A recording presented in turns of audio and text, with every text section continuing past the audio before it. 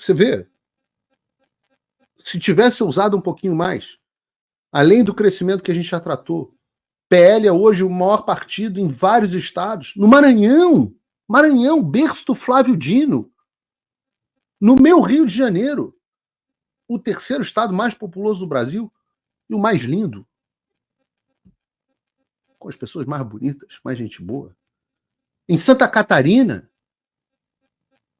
PL é o maior partido de todos esses estados. PL também é o segundo maior partido em vários outros estados. Acre, Mato Grosso, Rondônia, São Paulo. Então, não se engane.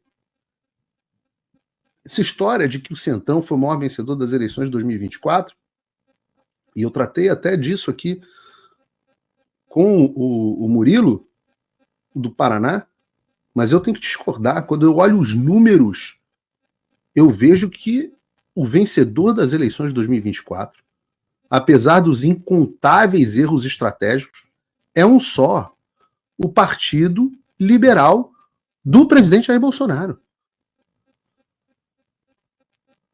Isso fica muito mais evidente quando a gente vai olhar para as principais capitais do Brasil. Isso nem a Folha de São Paulo conseguiu esconder. Olha o subtítulo da matéria: bolsonaristas 5G vencem disputa com conservadores mais moderados nas capitais. Seja lá o que for bolsonarismo 5G, mas vamos começar pelos dois maiores resultados de todos. Opa, desculpe interromper o seu vídeo, mas desde 2022 eu continuo com as contas bloqueadas e o passaporte cancelado pelo Xandão. Se você aprecia o meu trabalho e tudo que eu faço pela liberdade de expressão, tem um lugar onde você pode se tornar meu apoiador com uma pequena quantia por mês. Acesse www.paulofigueiredoshow.com e torne-se meu apoiador, e aí você vai receber conteúdos exclusivos e desconto nos meus cursos. Ou então você pode se tornar meu patrono Gold e passar a me pautar, tem reuniões comigo, você entra para o meu grupo de WhatsApp, que eu uso sempre. O link para tudo isso está aí na descrição. Falar de Curitiba primeiro e depois de Fortaleza. Antes mesmo de começar a comentar esse resultado de Curitiba, já fiz isso privadamente, mas quero deixar aqui os meus parabéns públicos para minha querida ex-colega, amiga, guerreira Cristina Grêmio. Eu gravei vídeo para Cris, eu não gravei vídeo para muita gente, né? Mas gravei vídeo de apoio para Cris, fiz declaração de apoio, fiz tudo que eu pude por ela. Mas eu confesso que eu não levava fé que ela ia tão bem. Todas as pesquisas colocavam a Cris lá embaixo. Antes das eleições, inclusive, desencorajei muito ela pessoalmente a ser candidata, não pelas chances dela de vitória propriamente dita, mas porque eu acho que a vida de política é uma vida horrorosa. Mas no caso da Cris é chamado. E quando o chamado vem, meu amigo, não tem jeito, né?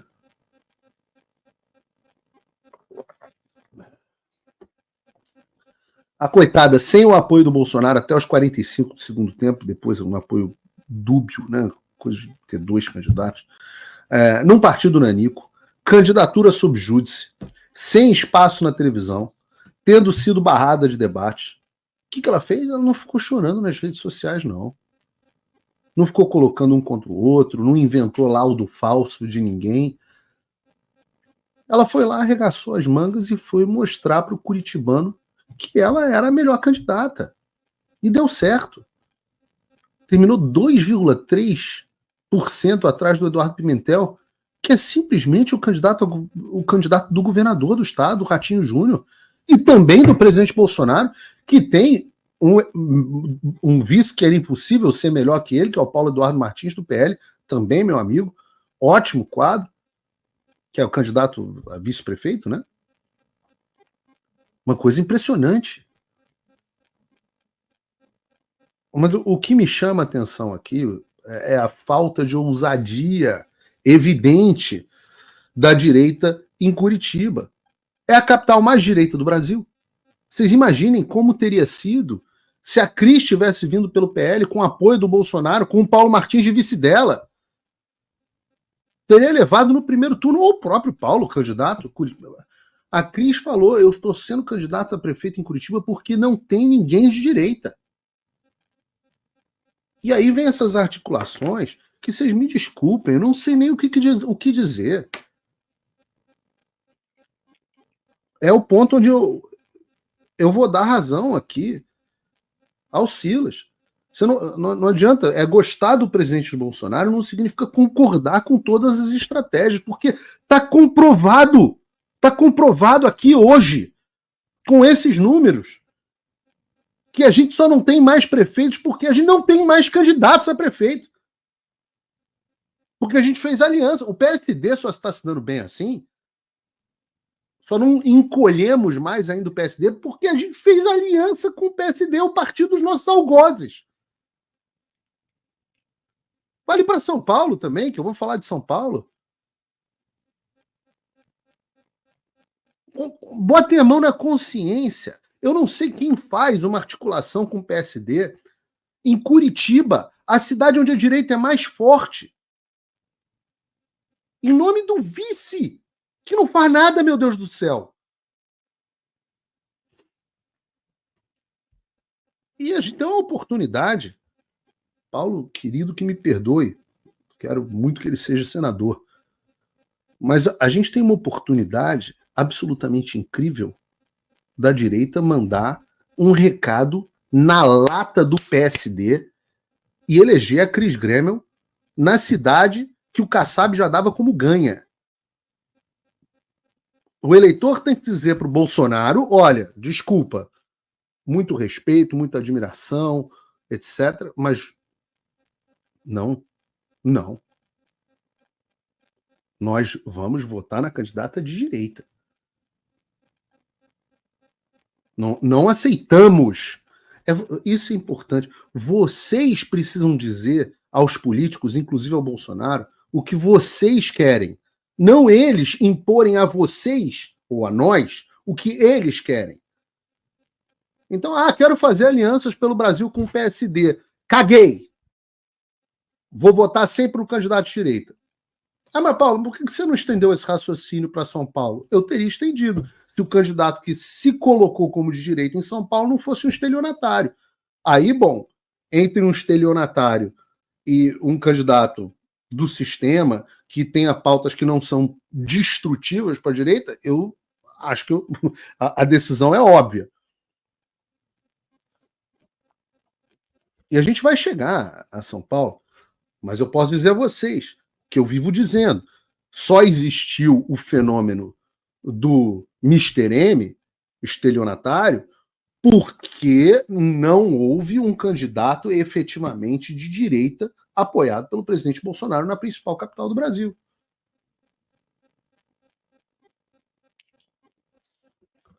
Mas a gente pode chegar. E não dá para botar tudo na conta do Bolsonaro também. Como, de fato, ele não é o dono do partido.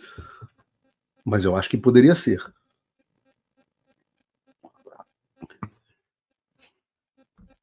Vamos falar de Fortaleza.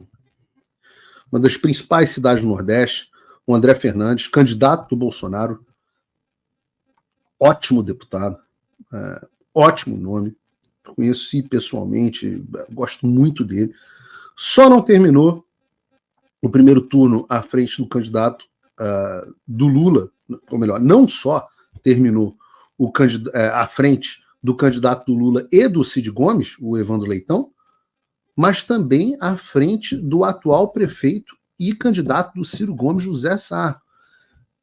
Absolutamente fenomenal, incrível. Absolutamente impensável isso. Se você analisar os números dos outros candidatos de direita, o capitão Wagner e o meu querido amigo Eduardo Girão, o senador Eduardo Girão, você vai chegar à conclusão que sim, é muito possível que a gente tenha um conservador na prefeitura de Fortaleza. Se você pegasse uma máquina do tempo, voltasse 4 anos e falasse assim, não, a gente vai ter um prefeito conservador em Fortaleza. Contra Ciro Gomes, contra Cid Gomes, contra Lula, contra o atual prefeito. Impensável. Impensável. Maceió, a capital de Alagoas. Terra do Renan, né? Candidato Bolsonaro ganhou no primeiro turno. João Pessoa, capital da Paraíba. Segundo turno entre o atual prefeito e o ex-ministro da Saúde do governo Bolsonaro, Marcelo Queiroga. Em Salvador, capital da Bahia, o estado mais importante para o PT e para o Lula, o atual prefeito, apoiado pelo ex-prefeito ACM Neto e pelo presidente Bolsonaro, levou no primeiro turno com quase 80% dos votos. Aracaju, capital do Sergipe, a atual candidata Emília Corrêa, apoiada pelo presidente Bolsonaro, terminou o primeiro turno com 41,62% dos votos, quase o dobro do candidato apoiado pelo atual prefeito da cidade, que teve 23%, quase 24%. E aí, veja, o PL se tornou o maior partido no Maranhão do Flávio Dino. Elegeu o prefeito da capital do Alagoas, do Renan Calheiros, do Collor, no primeiro turno. Tem o candidato favorito à prefeitura da capital do Ceará, estado dominado por Cid Gomes. Da capital de Sergipe, Aracaju, está no segundo turno em João Pessoa. Então, se você não acha que o presidente Bolsonaro é o grande vencedor no Nordeste, eu não sei o que te dizer. Norte, Belém, cidade onde o Bolsonaro perdeu em 2022. O candidato do PL, o deputado federal, o delegado Éder Mauro, desbancou o atual prefeito do PSOL e vai para o segundo turno contra o candidato governador Helder Barbalho. No resto das capitais do país, os resultados foram melhores ainda.